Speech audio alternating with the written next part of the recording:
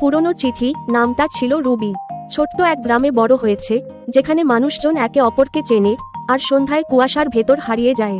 পুরনো দিনের গল্প। রুবি একদিন তার দাদার পুরনো আলমারি গোছাতে গিয়ে পেয়ে গেল একটি চিঠি।